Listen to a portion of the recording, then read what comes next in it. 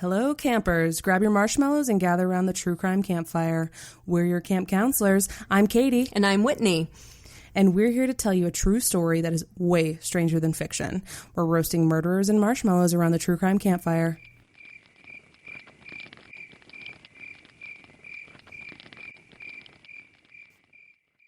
Chameleons are known for their ability to change color. Some species can achieve incredibly intricate, beautiful colors and patterns. Most people believe chameleons change color in order to blend in with their environments and make themselves less visible to predators, but that's a misconception. In reality, they change their colors according to mood, reinventing themselves at their own whims. People like to do this too, every once in a while. Most of us have, at some point in our lives, played around with different looks, different hobbies, different friend groups. It's fun. I mean, how many of us are on our third quarantine hairstyle by now? But some people are chameleons as a way of life, lacking a strong, cohesive inner core and lacking the emotional connection to other people that inspires us to make real commitments. They reinvent themselves in order to manipulate, to make people easier to fool, to use, to discard. We're about to tell you the story of a woman like this. Who is she in her deepest heart of hearts? By the end of the story, you might agree with us that not even she really knows. This is Chameleon, bad bitch Cindy McKay.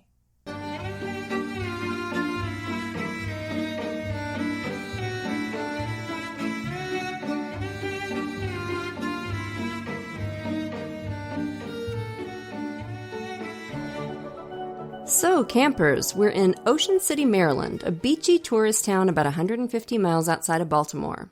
April 15th, 2003. An officer out on patrol pulled into a parking lot to investigate a suspicious car. The car, a Hyundai Santa Fe, was sitting facing the ocean. Its lights were on and the driver's side door was open. Inside, a purse lay on the seat, a set of keys next to it. A cell phone was plugged into a charger. There was an empty prescription bottle labeled hydrocodone, an opioid pain reliever. The officer also noticed an empty box for an inflatable raft and a Walmart receipt that listed both the raft and a pair of oars. And lying next to the purse was a handwritten note. It read, "David, leaving you all in the middle of the night was the hardest thing I've ever had to do. After meeting with my lawyer today, it's clear that Jessup is waiting for me. I can't and won't go back. Please understand and try to make the kids understand why I can't. I feel all alone and have decided to die rather than rot in prison. I'm sorry. Please love and take care of the children. They'll need you more than ever. Let them know that I love them very much and couldn't put them through years of prison too. All my love, Cindy." So, it doesn't take Sherlock Holmes to figure out the obvious interpretation here. Cindy, whoever she may be, seemed to have taken some pills and then rafted out into the ocean to commit suicide. Drowning isn't a common method for suicide, but it does happen, and it certainly seemed to have happened here. But campers, as true crime shows never tire of telling us, things are not always what they seem, and sometimes clues can just get in the way of the truth. Investigators quickly determined that Cindy was Cindy McKay. The David in the letter was Cindy's ex-husband, David Harhoff, and it didn't take long for them to find out that not only did Ms. Cindy have a history of embezzlement and fraud, not only had she served years in prison for previous such crimes, but she was currently a suspect in a couple of pretty serious situations. In fact, she and her attorney were supposed to meet with Baltimore City detectives from 2 different divisions, financial crimes and homicide, later that day. They had a few questions for her about $200,000 she'd admitted to embezzling from her former job. And even more pressing than that, they wanted to talk to her about a mysterious house fire that had recently claimed the life of her husband, Buddy Downs. Dang, right? That's a lot. It's a lot. So we've got a woman who's a suspect in a couple different crimes, due to get interviewed about said crimes that day. We've got a scene that looks pretty obviously staged to tell a particular story. We don't have any reports of a body or a raft washing up anywhere nearby, and an aerial search of the area didn't turn up anything either. So the investigators were starting to feel pretty sure that this Cindy McKay was trying to pull something. Specifically, she was most likely trying to fake her own death to get the Baltimore PD off her back. And when they found out that Cindy had just bought a new house with her previous husband, David Harhoff, They figured this must be where she was hiding out. So they stormed over there, SWAT team and all, burst in on Cindy's poor teenage son Matthew, who was bewildered at why they were asking where his mom was. As far as Matthew knew, she was at work. But Cindy McKay was not at work. She was in the wind. And the investigators didn't believe Cindy was dead. Not for a second. But let's put a pin in that for a bit and dive into Ms. Cindy's checkered past and why Detective Gibson had been so eager to talk to her before she disappeared. By all accounts except for her own, Cindy has sometimes said she was abused as a child. Cindy had a happy, privileged childhood in Washington, D.C. She was a bright, hardworking kid, a cheerleader. Friends said she was charming, ingratiating. In fact, one friend said Cindy could charm a rattlesnake. And she was fun to be around with a mischievous streak. She was kind of the center of her social circle, the one who made all the plans. She graduated high school in 1974 and went straight into training as a police cadet, hoping to become an officer for the Prince George's County Police Department. Say that 5 times fast. It didn't take long for her to hit the skids, though. Just a couple years into her law enforcement career, Internal Affairs got wind that Cindy was harassing her boyfriend's ex, making threatening phone calls. Cindy left the department when she was only 20 years old. Womp womp. It's such a weird thing to do. Yeah. Girl, you won. He's your boyfriend. No, leave the poor woman alone. She's not even dating him anymore. And shortly after she left the police department, she got married to a cop named Alan Krevling. But it didn't take long for her to start thinking about greener pastures. Less than a year into her brand new marriage, Cindy struck up an affair with a security guard she met at the hospital where she was working as a receptionist. This dude was married too, by the way. Oh, that's nice. So charming. She cheated on poor Alan with this security guard for 5 years. They even talked about leaving their spouses and getting married, despite the fact that Cindy had also had a kid with her husband during this time. Jeez Louise. But it all came crashing down in 1983 when Cindy got preggers again and told her security guard lover that he was the father. Now, Loverboy didn't want to believe it, but Cindy got a paternity test and proved it. And Loverboy's response was to throw a hissy fit and tell Cindy he wanted nothing more to do with her. That's real nice, bro. Well, then you should have wrapped it up, shouldn't you? Right? Dude had to be court-ordered to pay child support. And that was that for his and Cindy's beautiful love story. I say again, womp womp. I've given up on hope and love. I know, right? Cindy and the unnamed security guard. Boo-hoo. And unsurprisingly, this chapped her husband's ass pretty significantly. Alan filed for divorce and custody of the kids. In court papers, he said he was concerned about Cindy's influence on the kids because of, quote, serious emotional, moral, and financial difficulties. And lo and behold, he ended up getting full custody. It's pretty unusual for a court to take custody away from a mother, and it was especially unusual in the 1980s. So what was the deal? And what were these serious emotional, moral, and financial difficulties that Alan was so worried about? Was he just talking about the affair, or was there something more going on?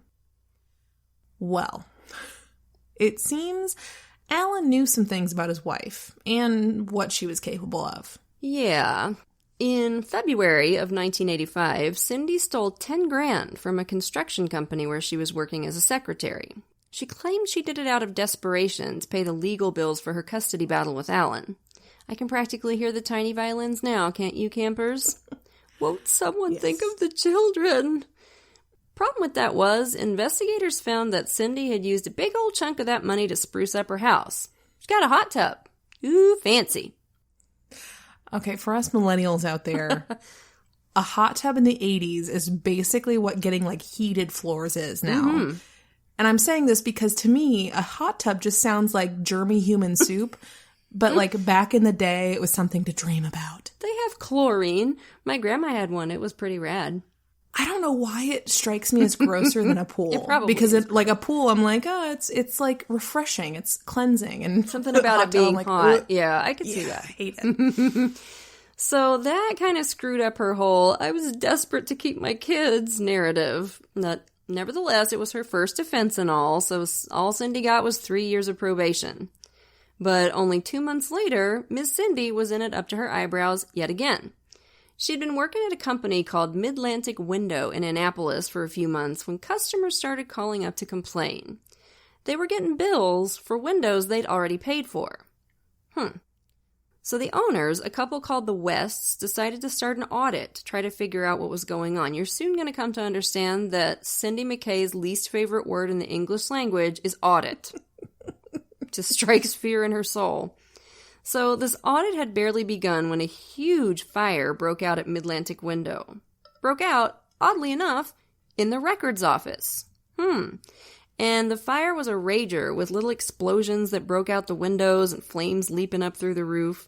Mr. West, who was away on a trip with his family at the time, later learned that witnesses had seen a woman leaving the building not long before the fire started. Investigators found traces of accelerant in the ruins. So, arson. And soon the investigators found out about those missing window payments and the audit that had just gotten underway before the fire. And when they looked into it, they discovered the bank account where those missing payments had ended up. An account set up by Midlantic Window's brand new office manager, Miss Cindy McKay. Everyone she worked with was completely gobsmacked. She seemed so nice. She was so charming. In fact, she went out of her way to charm people.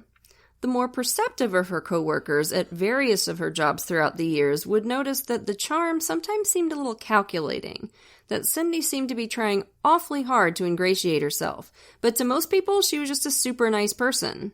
But the evidence was undeniable. So the police put the habeas corpus on Cindy for theft, and initially for the arson too, although they ended up dropping that charge later on just for lack of evidence.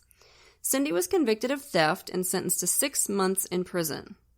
Wow, don't be too hard on her, Your Honor, right? 6 whole months. Oy. But yet again, as we've seen with so many of the assholes we cover on this show, these people just get away with murder. Remember Dee Dee Moore from the Abraham Shakespeare case?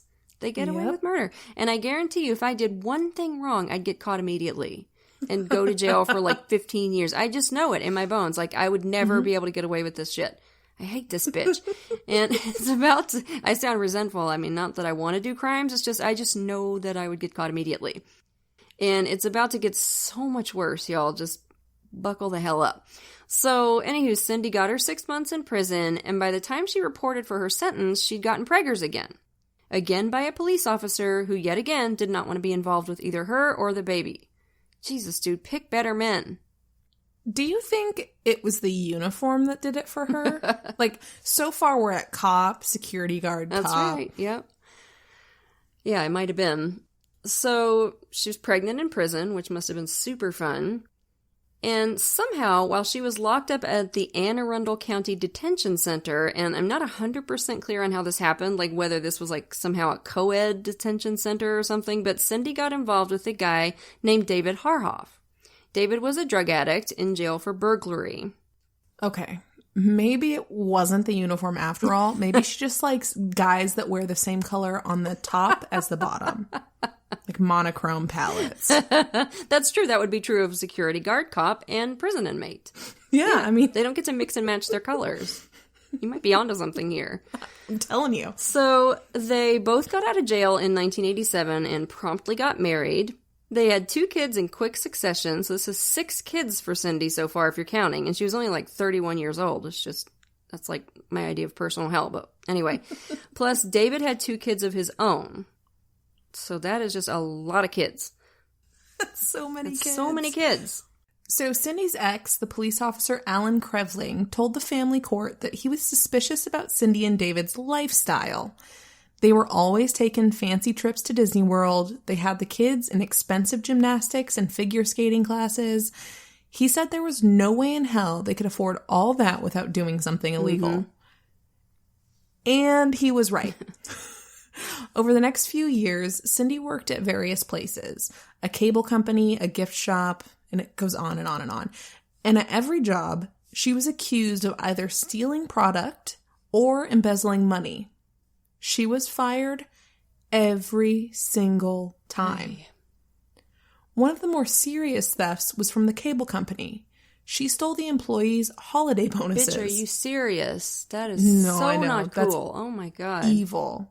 That is a dick move right there. She ended up convicted of a slew of charges for the thefts, and the prosecutor argued for hard time. He said, look, this woman has proven that she's not going to learn her lesson and stop stealing. So, where the usual outcome for charges like this would be restitution, Cindy ended up with a 15-year prison sentence instead. The prosecutor was like, if you let her make restitution, she's just going to steal more to get the money for it. He was convinced of that. I mean, it's true. Oh, yeah, absolutely. So Ms. Cindy headed to prison to begin serving this good long stretch. Now, let's back up a sec. Shortly before Cindy's conviction, shortly before she headed off to prison, she'd engineered a nasty little fraud that the police didn't know about yet. This is off the chain, Yeah, y'all. this is bonkers. Cindy's dad, William McKay, had always been her biggest supporter. He'd paid off debts for her, let her stay with him, supported her in every way he possibly could. But none of that dumb stuff matters to a psychopath. Oh, of course not. So in June of 1991, Cindy had phonied up a death certificate for her dad saying he died of acute coronary thrombosis. Good God. She used this fake death certificate to transfer the deed of her family's vacation house to herself. Then she used the house as collateral for a 5-figure, quote, home improvement loan. Coincidentally, right around the same time, Cindy posted her $25,000 bond to get herself out of jail awaiting trial for the theft charges. So I guess for Cindy, home improvement meant get my dumb ass out of jail so I can go home, which is rich because I very much doubt that any place on earth would be improved by Cindy's presence. So if anything, everybody in that neighborhood would see their property values drop for living next to a psychopath. But anyway. Yeah, she was like, well, technically, Your Honor, I was improving my home. 3 years later, 3 years into Cindy's 15-year sentence for the thefts, the loan she'd taken out on the vacation house went into default. And when they went to foreclose on her dad's house, the insurance company learned, to their extreme surprise, that he wasn't, dead. And presumably, Mr. McKay learned what a complete piece of shit his daughter was. Poor dude. A year later, he actually did die. Cindy couldn't go to his funeral because she was in prison, and I just bet she had the damn nerve to complain about that, too. Oh, you know she did. I wonder if her cruel fraud contributed to his death in any way. I wouldn't be surprised. Yeah, I mean, I don't believe in the idea of, dying of a broken heart necessarily, but I know that stress is terrible for your health, so I'm sure it didn't do him any favors, bless his heart. I hate that he had to die knowing what his daughter had done to him. And it goes to show you that when you bail your kid out again and again and again and support them no matter what they do, even when what they do is criminal and really shitty and unethical, you're not doing him any favors. No. You're really not. More parenting advice from Childless Whitney, anyway. So, now a resident of the Maryland Correctional Institute for Women, Cindy busily set about trying to get herself out of prison. She'd always been charming, and now she put that skill to work. She wrote multiple letters to the judge who had sentenced her, even though he actually had no authority to reduce her sentence, but I guess she didn't realize that. In one of the letters, she said, "It is difficult to understand, but the majority of women appear to like it here. They have family and friends here. This is also evidenced by their continual return to Jessup. My life holds so much more for me." Ugh, gross. Oh, what the hell are you talking about? Bitch, you've been back and forth to prison so many times. You should call that your vacation home instead of committing insurance fraud. It's true. It's such a gross, privileged position. They must like it here. They just keep coming back. I steal for funsies and to buy myself pretty toys. Just go fuck yourself. So she's got a nerve, right? So all these quotes, by the way, are from our main source for this case, which is a 3-part article by Baltimore Sun crime writer Justin Fenton, which is terrific. We can put it on our social media if you want to read the whole thing. There's a lot more detail in there. In another letter, she tried to guilt trip the judge about her kids who were now growing up without their mother. She pulled out all the stops on this one. She did research, she cited studies about the children of incarcerated parents, and she quoted Camus. "Freedom is nothing else but a chance to do better." She wanted to do better, she said. for her babies. She said, "My children need a supportive mother and someone they can rely on in times ahead. I really feel that parents are the single most important influence on their children. I may have failed them in the past, but I don't want them to fail in the future. They are my ultimate canvas, aren't they?" Oh my God. Wow. Wow. So, if your babies were so important to you, Sin, I would have thought you'd avoid going to prison for embezzlement in the first place, repeatedly. But, what do I know about it? I guess I'm not a mom. And also, your children are your canvas. Okay, if that is not a narcissist outlook, I don't know what is. No, your kids are not your damn canvas. They're their own people. So heck off with that nonsense. Anyway, so Cindy bothered the crap out of this poor judge, and she wrote to other people she thought might have sway too, and here we go with that infamous charm again. She actually managed to get her hooks into a bishop of the Baltimore Archdiocese. This guy wrote letters supporting Cindy to everybody he could think of, including the governor of Maryland. And, oh my God, prepare for a rage stroke. She got her 11-year-old son Ryan to write a letter to the parole board. And I would love to know if she actually told him what to say. I would not be at all surprised, especially since he ended his letter with this perfect little Hallmark movie-style tearjerker. "If I promise to get better grades, will you let her come home soon?" Oh my God. God. And little third-grade Christopher wrote one too. He said, "I promise I'll make sure she doesn't do anything else wrong." Which is just so sad I can't frickin' stand it. Oh my God, what is wrong with this woman? But surprisingly, or maybe unsurprisingly, I don't know, the powers that be were not persuaded. Cindy stayed right where she was. And while she was there, whether out of a genuine desire to improve herself or a hope that it would impress someone enough to let her out of jail early, Cindy started getting involved in a ton of extracurricular activities. She took college courses, she went to church services, she worked with a fellow inmate to make public service announcements to help other inmates avoid ending up back in prison. Because you did such a good job of that yourself. The PSAs were played on local TV stations, and eventually she was asked to participate in advisory boards and panels. Cindy McKay was impressing the pants off the prison officials. And as she approached her release date, Cindy struck up a pen pal relationship with the brother of one of her prison buddies, a guy named Clarence Buddy Downs. Buddy was a good guy, divorced, 2 kids, worked for the Baltimore City Forestry Department.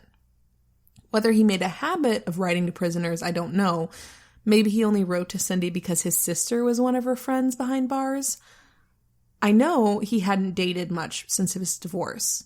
So my guess is Buddy was ripe for the picking for someone like Cindy. Mm-hmm. Charming, pretty, articulate, good at talking the talk. Buddy didn't judge her for her past mistakes. He believed her when she said she planned to make a better life for herself after her release. Now, keep in mind, campers, Cindy was already married to fellow inmate David Harhoff, so she had to divorce him to marry Buddy. And marry they did, only a few weeks after her parole in 1999. They moved in together, and 4 of Cindy's kids came along for the ride. And soon, Cindy got a job as an office manager at St. Mary's Seminary. Oh, great. Now, let me think. What was her title at that window company where she embezzled a bunch of money and then probably set the place on fire? Was it office manager there, too? Mm-hmm. Yeah, that's what I thought. Yeah. Great plan. But apparently, loads of people had written Cindy glowing references for this gig. And none of them mentioned anything about Cindy being an ex-con. Cindy didn't bother mentioning that pesky little detail either. Yeah, and as I recall, later on it turned out that at least, most of those letters were just fake. Yeah. There was, one real one. We're not saying that, people who have come out of prison don't deserve a second chance. I'm saying that don't give somebody who embezzled money the same fucking job. Yeah, but see, they didn't know. They didn't know know she was an ex-con. No, they didn't know. But I'm just saying, I don't want to seem like, oh, she's an ex-con, she's worthless forever. No. No. But Cindy was worthless forever, as you'll see. Yeah, maybe don't give her exactly the same job. She literally was the Cookie Monster. She could not keep her hands out of that goddamn jar. Mm-mm. So everything chugged along nicely for a while for Cindy, Buddy, and the kids. They opened a restaurant called On the Go Deli, for which Cindy kept the books. Sigh. Yep. They had pets. They had a nice house. It was all good. But after a while, Buddy started to worry about Cindy's spending. It was really getting out of control. Money was good, but not this good. But Cindy would just hand-wave him anytime he tried to talk to her about it. So their financial situation just got worse and worse, with Cindy doing her best to downplay how bad it really was. And then in 2001, the shoe dropped. Buddy filed for bankruptcy. He had to shut down the deli, and to make matters worse, he started having heart trouble. Adding even more cherries on top of the shit sundae was the fact that Buddy had started clashing with Cindy's teenage sons, Matthew and Christopher. So Buddy started thinking about an exit strategy. He told a few friends he was probably going to leave Cindy after the holidays. And then, a week before Christmas in 2002, as if things were not bad enough already, Cindy got laid off from her job at St. Mary's. The seminary was having money troubles, they told her, so they had to downsize. A week before Christmas. Ouch. Ew. Yeah. So, campers, it's Christmas night, 2002. Cindy, her son Matthew, and Buddy are all relaxing from all the Christmas activities. Buddy lays down on the couch, and Cindy goes up to Matthew's room to watch him play his new PlayStation. And as they're sitting there, Matthew asks his mom, "Hey, where's Buddy? What's he doing?" Cindy says, "I think he's passed out on the couch downstairs. He's been drinking a little too much." And after a few moments, Cindy heard a noise from downstairs, and she said, "You know what? Actually, we should probably go check on him. He could have knocked the Christmas tree over or something. He's so drunk. Plus, he's smoking. Come on, come help me get him to bed." And when they opened Matthew's bedroom door, they were immediately forced back by a hallway full of smoke and leaping flames. The house was on fire. Cindy and Matt managed to escape out a back door, but there was no way they could get to Buddy. And by the time the firefighters arrived, everyone knew there was no way that they'd find Buddy alive. In fact, they found him still on the couch in the living room, dead and burned beyond recognition. The house was completely destroyed. Later that day, Cindy appeared on television crying. They'd lost everything. She'd lost her life partner, her loving husband. The kids had lost their wonderful stepdad. It was heartbreaking. If you weren't paying super close attention, you probably wouldn't notice that although Cindy was making all the right weepy noises and saying all the right things, there were no tears rolling down her cheeks. Oh my god, it's so creepy, y'all. It is. I was cooking or something while I was watching this, so I was facing away from the screen, and I heard all the right sounds. And this is before it was revealed that she was the horrible murderer, and so I was like, "Oh, that's so sad." And I looked back and I saw her face, and the feeling in my stomach was terrified. I just knew something was wrong. Set off your spidey sense. Mm-hmm. Yep. So the community rallied around Cindy and her kids. People took up a collection, and many, many people donated. A lot of them couldn't afford the generosity, but they did it anyway. In fact, even some of the other laid-off employees from St. Mary's gave her money.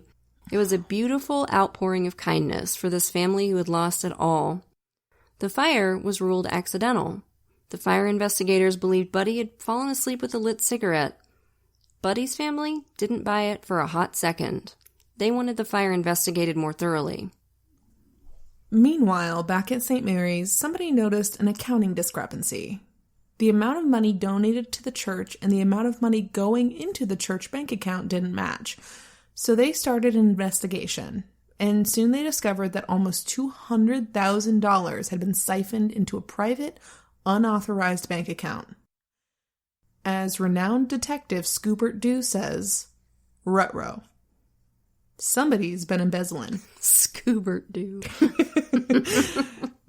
So the leaders at St. Mary's brought in every employee who had worked for the seminary in the past year and questioned them one by one. And when it was Cindy's turn, she confessed.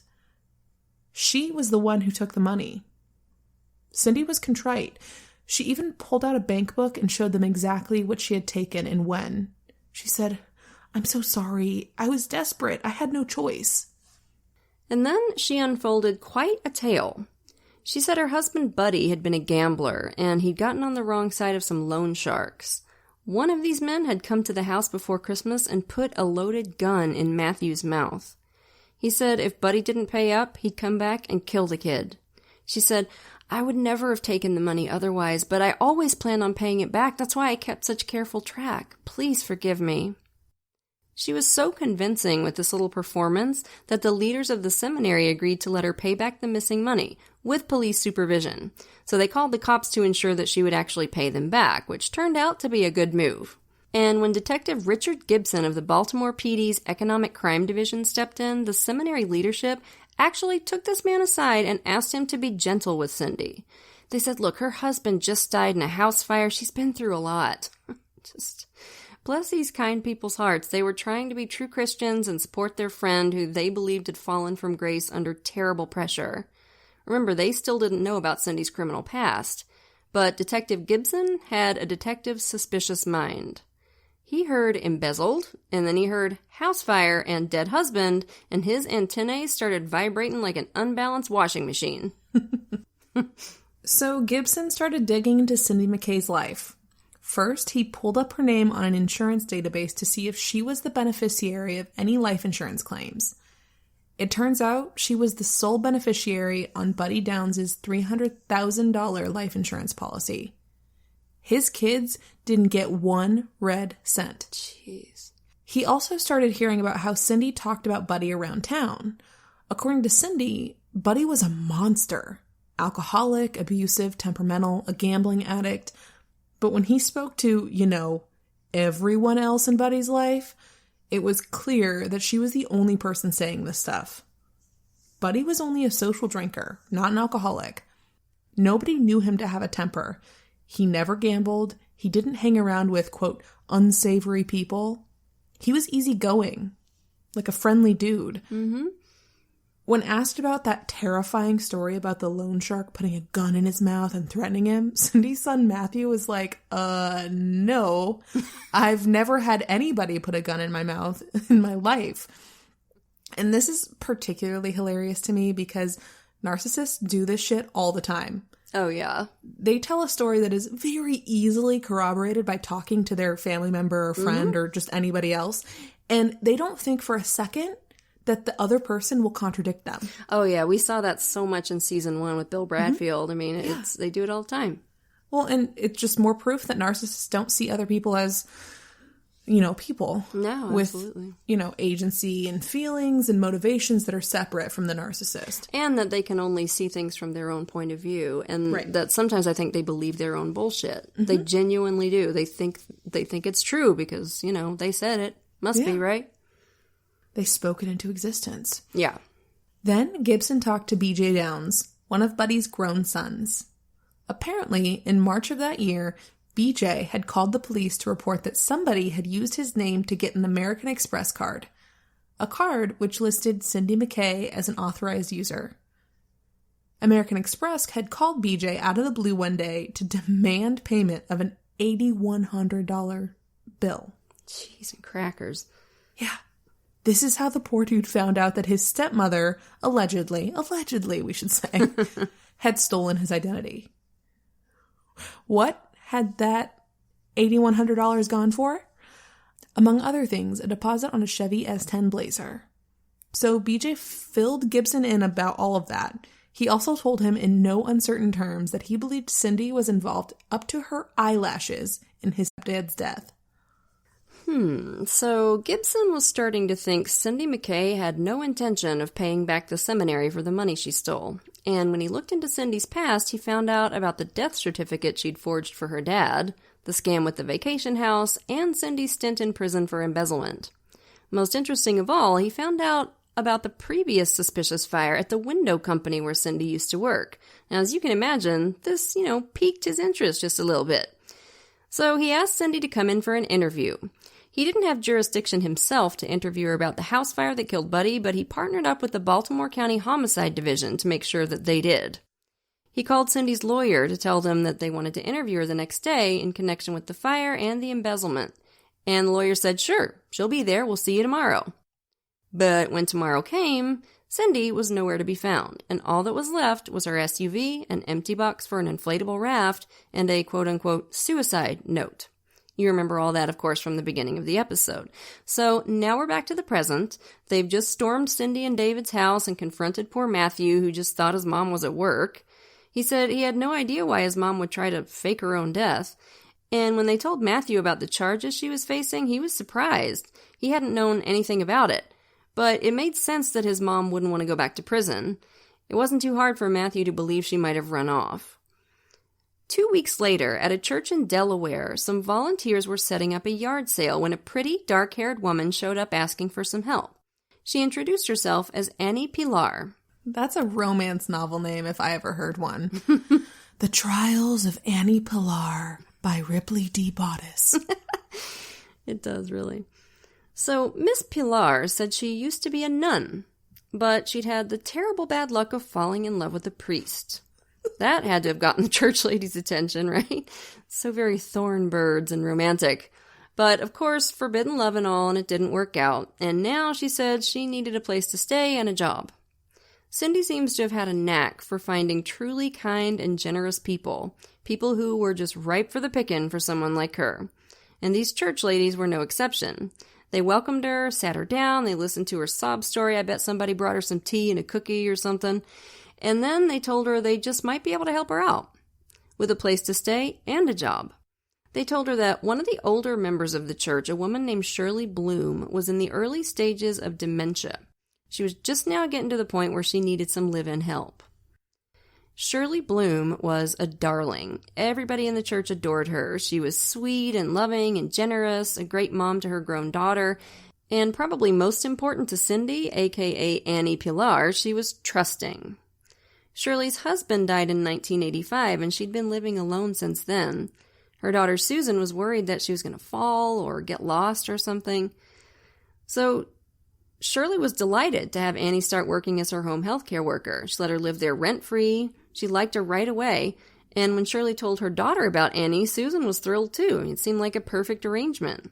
A former nun, what could go wrong? Shirley adored Annie. Annie took great care of her, and for the first time in a while, Shirley felt secure and looked after. And after a while, Shirley and Annie formed an almost symbiotic relationship. Annie could anticipate what Shirley wanted or needed even before she knew it herself. And they seemed to genuinely enjoy each other's company. Annie even went with her to doctor's appointments. And because she was taking care of her, Annie had access to Shirley's credit cards and bank accounts. Side note, by the way, this scares the shit out of me. My husband and I don't have kids, and although I'm happy with that choice, sometimes I just worry about what it's going to be like when we're both old and maybe not in the best shape. Like, is some asshole like Cindy going to come along and, charm us into thinking she's God's gift and then steal the pants off us? I hope not. I can only hope that my lifelong true crime obsession will give me the suspicious mind needed to ward off any potential vultures. But I'm not gonna lie, it keeps me up sometimes. So I'm just wondering, campers, will one of y'all take care of us? Like one of you little babies who's still in your early 20s or maybe late teens? If you do, we'll put you in our will. So let me know here in about 30 years, if you would. 30 years from now, have your people call my people. And by my people, I mean our cats, obviously. Okay, well, I'm not in my early 20s, so I may be too old for this position, but I will take care of you guys. Oh, I'll make sure you're both stocked up on mac and cheese and make sure you don't miss your stories. And by stories, of course, I mean new episodes of Snapped and Lifetime Originals. Oh my God, that sounds perfect. Okay, so we got it sorted now. It's fine. Done. Katie's going to take care of it. Anyway, after a while, Susan started getting a little worried about how close Annie and her mother were becoming. She wasn't sure why, but she didn't trust Annie at all. There was just something a little askew about her. Mm-hmm. There's the spidey sense, campers. Mm-hmm. We should always, always, always listen to it. And then, when Annie had been living with Shirley for 2 months, Susan got a call from her mother's broker. He was concerned about some possible fraud on Shirley's accounts. When he'd done a review of her statements, he found hinky stuff going on back 6 weeks. And the amount missing was staggering. $200,000. She doesn't steal small amounts of money, does she? No. So, worried, Susan called her mom. Annie answered the phone, chirpy as ever.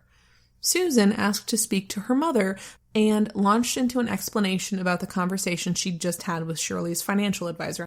And when she got about halfway into that sentence, it suddenly hit her. Oh my God, Annie stole the money. I shouldn't have told her all this. Now she knows she's going to get caught, and my elderly mom is alone in the house with her. That is so creepy. I just got goosebumps thinking about that. It's terrifying.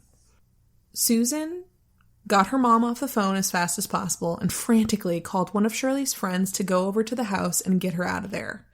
Then she called the police. Ugh.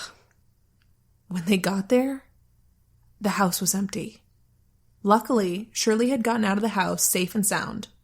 Annie was nowhere to be found. It had only taken Cindy McKay 6 weeks to steal $200,000 from Shirley Bloom. And she'd wasted no time spending the money. She bought a car, 2 motorcycles, and put a down payment on a beach house. She'd also gotten liposuction and some other cosmetic surgery. Okay, all of that really is super unnecessary, but why 2 motorcycles? Like, what, is she gonna ride them with Shirley? Obviously not. Maybe she was dating some dude. I bet she bought it for some, like, oh, sure, dude she was seeing. Ew. But now I'm picturing, like, Shirley in a sidecar oh, with, yeah, like, totally. a competent, like a little helmet on. Yeah, with a competent caretaker, and they go on little adventures together. How sweet is that? I'd write that screenplay. Yes. So, in fact, when Cindy Annie got the cosmetic surgery, some of the church ladies who had connected her with Shirley Bloom raised an eyebrow. Mm-hmm. When she got there, she was supposedly down on her luck financially. How could she suddenly afford plastic surgery? Some people had begun to have their suspicions about Miss Pilar, but they couldn't prove anything. And when Mrs. Bloom's daughter caught on to her, Cindy just bolted again. And on July 27th, Cindy, sporting a black eye, most likely artfully achieved with makeup, and a tearful manner, arrived at a battered women's shelter in Norfolk, Virginia. She spun a heartbreaking, infuriating story. Her husband was a cop, she said. He beat her, threatened to kill her. She was terrified, and because he was a cop, she couldn't go to the authorities about him. Which, by the way, this was genius, Cindy. Because of that little detail about her abuser being a cop, the people at the shelter also didn't pressure her to go to the police. Which obviously she did not want. But, unfortunately for Sin Sin, the smart moves ended there. Cindy checked into the shelter under a fake name, but she used her real social security number. Not bright. She also called her second husband David for help. She said she'd been in an accident. She was in the hospital and she was scared she was going to get caught, and she begged him for help. But right after he hung up the phone, Cindy's ex called the police instead. I guess he was sick of her shit. Good for him. Good for him. So Detective Gibson and company hauled ass for all 3 hours of that drive down to the women's shelter in Norfolk and immediately filled in the staff about our girl Cindy's colorful past. Oh, So yet another group of kind people blasted in the ass by Cindy and her big bag of conscienceless bullshit. So the staff led the detective to Cindy's room, and oh my God, they found an escape kit that would be the envy of any spy. Just left right out in the open, for God's sake. Cindy had a ton of maps with carefully plotted escape routes. She had IDs and money and the whole shebang. Obviously, she'd been planning to run again before too long, and they had gotten to her just in the nick of time. And while the detectives were rifling through Cindy's meticulously put-together little escape kit, Cindy came back to the room, which must have been hilarious. Womp womp. Must have felt like a wet rag to the face to see those detectives in her room. And Gibson just grinned at her like, "Hey, Cindy, how are you?" And ever audacious, Cindy said, "I'm not Cindy. I don't know what you're talking about." But then Detective Gibson waved a driver's license at her that he just found in her room. It was like obviously her picture, and it said Cynthia Downs, which was her married name. And at that point, she realized the jig was pretty much up. So Cindy said to Gibson, "Well, you finally got what you wanted. Aren't you so happy?" For God's sake, just hush. Hush, Cindy, hush. Like, yeah, Cindy, I fucking am. Yeah. What the fuck else? What the fuck else was he supposed to say to that? Oh, no, Cindy, this is going to hurt me more than it's going to hurt you. Nah, screw that self-victimization nonsense, Cindy, you gargantuan bitch. She's such a classic narcissist, isn't she? Like, I'm the victim here. Yes. Oh, are you happy now? Now I have to go back to jail. Well, yeah, that's literally my job, is to put assholes like you in jail. So yes, I'm happy. I'm dancing a little happy jig. And on October 21st, 2003, Cindy pled guilty to embezzlement for the St. Mary's theft and the theft from Shirley Bloom. She got a 7-year sentence, which in my opinion is really short. I don't know why it was so short. Yeah. And once again, she became a model prisoner. She joined groups, she wrote and appeared in PSAs about domestic violence, which, as far as we know, she was not an actual victim of.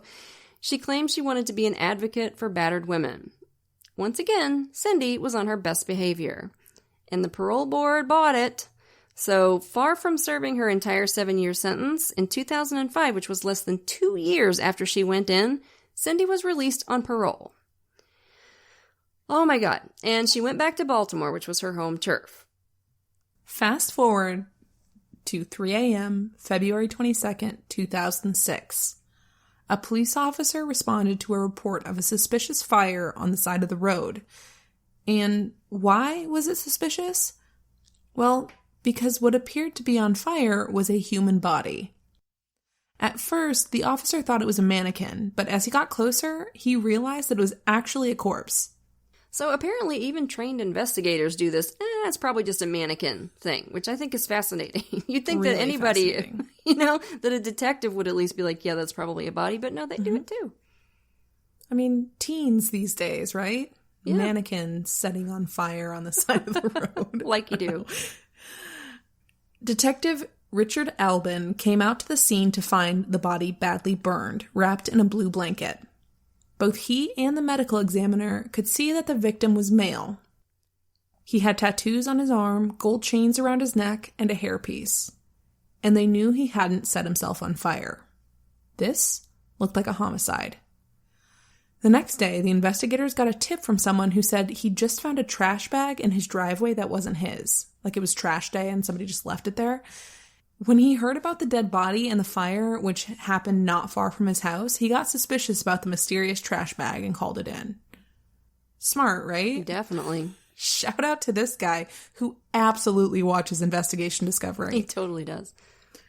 So Detective Albin hustled on over to take a look at this bag, and inside was a treasure trove of evidence. A wallet, a UPS jacket with a name tag, a pay stub, unopened mail, a Rite Aid bag, and an ID, all of which bore the name Anthony Fertitta. This was their victim. Tony's autopsy showed that he'd been stabbed to death, then set on fire. The only tiny speck of comfort for his family was that he was dead before he was set ablaze. Ugh. It's not much. No. Tony Fertitta loved animals and the music of Elvis Presley. He loved his job at UPS, hated missing work, and his coworkers adored him. He loved his life, and he loved his close-knit family. But although he was basically a happy guy, there was one area where Tony had always kind of struck out. He was unlucky in romance. So in 2005, when he called to say he'd met a great new woman, his friends were thrilled for him. She was pretty, fun to be with. She and Tony went to Ravens games together. He liked buying her gifts, little pieces of jewelry, stuff like that. Before long, they started talking about moving in together. Tony showed them pictures of his new girlfriend on his phone. A pretty woman with piercing pale green eyes. Her name was Cindy McKay. And in fact, when investigators searched Tony's house after finding his body, they found a series of voice messages on his answering machine. They seemed to be from this girlfriend, and they were left the day Tony went missing. One said, "Hey, it's me. It's 9:04 and I haven't heard from you, so I don't know what's going on. I thought you were coming over. Give me a call." One said, "Hey, it's me. I don't know what's going on. I haven't heard from you all day. I know work is kicking your butt right now, but, there are good things in life, too. Call me. Love you, baby. Bye-bye." So this sounded like someone the investigator should talk to. A girlfriend might have some information about Tony's last movements, not to mention who might have a grudge against him. So they tracked Cindy down and asked her to come in for an interview. She came in, and there was nothing about her that immediately raised any red flags. But when they spoke to Tony's friends and family, their antennae went up. Apparently, things had begun to go south between Tony and Cindy recently. Tony suspected she was stealing from him. While he was in the shower on a trip they took to South Carolina, $2,500 had just gone missing from Tony's pocket. Later on, his credit card company had called to ask about a $6,000 furniture purchase. Tony knew nothing about it. He certainly wouldn't have authorized an amount like that. When Tony confronted Cindy about the theft, she denied everything. How dare you accuse me, blah, blah, blah, blah, blah. And of course, Tony didn't have proof, and Cindy, as we all know, could charm a rattlesnake. So he stayed with her, for the time being anyway, but he had a nagging feeling. As the investigators began looking into all this, they stumbled upon something even more compelling. They spoke to a friend of Cindy's son, Christopher, and this dude spun quite a story. He said that in late 2005, Tony won $20,000 playing Keno, and Cindy wanted to get her little mittens on that money. Badly. She knew Tony had a habit of carrying big wads of cash around. She also knew he was already suspicious of her, so she probably shouldn't just try and, snatch it out of his underwear drawer or whatever while he was in the bathroom this time. So she went to her 19-year-old son Christopher and his friend.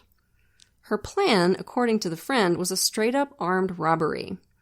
She handed them a gun, and she said, "Look, this is going to be easy. I'll call Christopher as soon as Tony leaves work. You can be waiting in the parking lot with ski masks and this gun, and he'll never know it's you, and we'll all share the money." Holy absolute shit. This is a man she's dating. Yeah. Oh my God. Who does this? So Christopher and his friend had gotten into position on the designated day, but right as Tony was about to come out of his building, Christopher's younger brother Matthew and a carload of his friends just randomly drove by and spotted them. And of course, not knowing that his brother was waiting to rob Tony, Matthew and his friends just pulled over to say hi and invite Chris and his friend to hang out with them. So the mission was aborted, and Cindy was flat out furious. She was like, well, now I'm probably going to have to marry him to get this money. Oh, the horror. Yeah. So with all this juicy intel in his pocket, Detective Albin was able to get a warrant to search Cindy's apartment. As soon as they walked in, the smell of bleach hit them like a punch in the face. How's that for a red flag? Mm-hmm. They immediately noticed that a big area of carpet had been bleached and was still damp. When CSIs pulled back the carpet, they could see a huge amount of blood staining the padding underneath. I'm disappointed, Cindy. Campers, this is not for a murder tip. If you are going to bleach your, let's say, bloody carpet, let's say you cut yourself and it's bloody, you've really got to think about the padding underneath. It's the same with cat pee, pretty much any substance that's going to sink in, like soda. You got to pull up and clean the padding, or you might as well not bother. Mm-hmm. Sloppy, Simpson. Yep. Just sloppy. They also found bleach stains on one of Cindy's coats. Looking further, they noticed that a knife was missing from the knife block in the kitchen, and they found a bunch of Rite Aid bags, like the one Tony's wallet and mail and UPS jacket had been found in. All very, very interesting. Even more interesting was Tony's abandoned car, which they found not far from the body dump site. There was blood all over, inside and outside. There was a knife under the front seat that, amazingly, and I know you're all shocked, matched the missing one from Cindy's knife block. It's did she even try? Was she bored and missing her vacation home, aka prison? Was that it? Very sloppy. As CSIs began a thorough search of Cindy's house, the investigators brought her and her son Matthew in for an interview. They both agreed to be interviewed, so they put them in separate interrogation rooms and got to work. And right away, Matthew let them know he was ready to tell them everything he knew. He said he'd seen the whole thing. His mom and Tony had started fighting, a violent physical fight. He was scared, he said, so he called his older brother Christopher to come and help their mom. Minutes later, Christopher came blazing through the door, went after Tony with a pair of brass knuckles, then shot him with a revolver. Wow. Okay, well, that was very vivid, but as we told you earlier, Tony was stabbed to death, not shot. What the hell was going on here? Over in her interrogation room, Cindy was singing a very different tune. She said that she and Tony had had a nice night together the night of the murder. He'd left for work at 2:50 a.m., and that was the last time she saw him. As she told people years earlier about Buddy, Cindy said Tony had a gambling problem, and it put him in the crosshairs of some pretty scary people. That's what I'm looking at, she said. He probably owed somebody a lot of money. No creativity with this woman, huh? She's such a one-hit wonder. Yeah, she needs a few more tricks up her sleeve. So they're like, okay, well, what about that big old patch of bleached carpet in your house and the, blood stain underneath it? What about that missing knife? And when they brought that up, Cindy just buried her head in her hands and started crying. Gross. And as she wept softly into her hands, the investigators noticed that the back of them were covered in little cuts. And as all true crime obsessives know, when you stab someone to death, you tend to get cut yourself.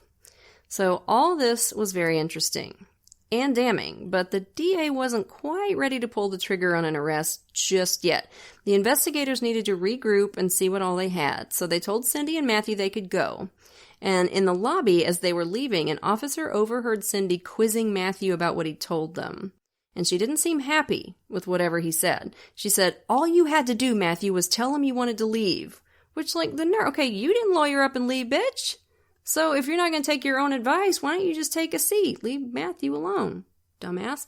So anywho, the next day, the investigators decided that, yep, in fact, they did have enough to get an arrest warrant on Cindy. In addition to what they'd found at her house and in Tony's car, they'd also dug up some security footage from a local store on the night of the murder. There was Miss Cindy buying bleach and a gas can shortly before the body was found. So that was it. It was time for the habeas gravis. And when they showed up at Cindy's door, she was just cool as a fridge full of cucumbers. And she said, I was expecting you. Is anybody else going to get arrested? Wait. So once Cindy was in jail, Matthew changed his story about the night of Tony's murder. Now he said he hadn't been there when Tony was killed at all, and that whole story about Christopher bursting in and shooting him was a lie. He said his mom had put him up to it. She told him she'd been in jail long enough. She didn't want to go back. She said, look, if they ask you about Tony, lie on your brother. Lie on your brother. I don't want to go back to jail. Just, Jesus, Murphy, this lady's a peach, ain't she? These are her own kids. She's sure is a Georgia peach. When they asked Matthew who he thought killed Tony, he said, my mother. Mm-hmm. And he went further than that, too. Matthew said his mom had also killed her previous husband, Buddy Downs. He told them about the house fire, said Cindy had stabbed Buddy to death, and then set the fire. When the investigator said, how do you know this? Matthew said, she told me, about 3 months after it happened. She said she needed to get it off her chest. Jeez. And apparently, this wasn't the first time Matthew had said this. Over the years since Buddy's death, he'd told the same story to several of the adults in his life. Why the hell nobody did anything about that, I can't imagine. Maybe because Cindy was already in jail? Of course, at the time, the fire had been ruled accidental, and authorities hadn't been able to tell whether Buddy had been stabbed. His body was too badly burned. Through her lawyers, Cindy denied the charge. She said it was ridiculous. Preposterous. The investigation rolled along. The state's theory was that Tony had figured out Cindy was stealing from him and threatened to turn her in. Cindy really did not want to go back to jail, so she killed him. This was bolstered when the investigators looked at Cindy's phone records and found a call to Christopher the night of the murder. When they spoke to Christopher, he admitted that his mom had called him that night, told him she needed him urgently. When he got to her house, she was sitting on the steps covered in blood, and Tony was lying dead on the floor. She said, I messed up. I had to do it. He found out about the credit cards. He said she'd initially planned to burn the house down around the body, but then she realized it would be too suspicious given what happened to Buddy in 2002. What did you say? One-hit wonder? Yeah. So instead, Christopher said he helped her move Tony's body to the site where he was found. They poured gas all over him, and they set him on fire. And Christopher, he just seemed like he just wanted to get this over with. He pled guilty to accessory after the fact of murder and drew a 5-year sentence. And before long, Matthew ended up pleading guilty to the same charge. He didn't get as harsh a sentence as his brother, though. He got a suspended sentence plus 3 years of probation. So, Cindy had used not one, but 2 of her own kids to help her get away with murder. So, where's that Mom of the Year award we keep around? Because we got to set it on fire and send her the pieces in jail. That's what I want to do with that. Oh, so good. As for Cindy herself, she ended up entering an Alford plea. In case you're not familiar, an Alford plea is basically a way for a defendant to say, I didn't do it, but I'm still going to plead guilty because I acknowledge that the state has enough evidence to prove that I did do it. It's really kind of a bizarre idea, but there you go. We like to call it diet guilty. Yeah, guilty light. Decaf guilty. Non-alcoholic guilty. It didn't help her too much, though, because she was sentenced to 30 years. The judge called her the most devious person the court had ever seen. I don't doubt it. You don't see people like Cindy very often, thank God. Thank God, right? Cindy was attractive, and she was charming. And in a psychopath, that's a deadly combination. Everywhere she went, she convinced people that she was worth their time and kindness. And everywhere she went, she betrayed the people who cared for her. Yeah, even in prison. There's a story from her second time in prison that I think is really telling. So if y'all recall, the first time she went to jail, she convinced everybody to go to bat for her, get her paroled. She impressed the prison officials and volunteers and everybody with her apparent strong commitment to bettering herself and making a real life once she got out. So when she came back to prison again and bumped into one of those prison officials who had thought so highly of her before and rooted for her so much, this lady said, Cindy, what happened? You're the last person I thought I'd see back in here. I'm disappointed in you. And Cindy just snapped, get over it, and walked away. Wow, right? So in the words of the great Cyndi Lauper, we see your true colors. Cindy, we see you. Oh, and by the way, when they were first investigating her for Tony's murder, they found out that after she got out of prison on parole, Cindy had gone to live with Christopher and his girlfriend. But the arrangement fell apart pretty fast when Cindy opened a credit card in the girlfriend's name. So this is her 19-year-old son who's kind enough to let her move in with him and his girlfriend when she gets out on parole, and she commits identity theft on the girlfriend. Grown-ass woman. This is a 19-year-old young man and his girl. It's just crazy.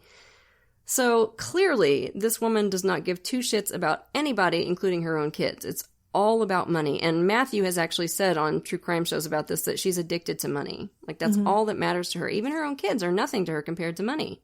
Yeah. And I think that's why Christopher and Matthew got such relatively light sentences for their role. But I think the court just recognized that growing up with this woman, how could they possibly have a chance to not be warped in the head by what she, by her influence on them. And she could be really fun, like she could be a fun mom. And Matthew has talked about how, she could be tremendous fun to be around, but then she just would turn on you. Yeah. So it must have been really confusing to grow up with a parent like that. And of course she was in prison for big chunks of their childhood too. Definitely. So I hope, you hope, I'm sure that she never sees daylight again.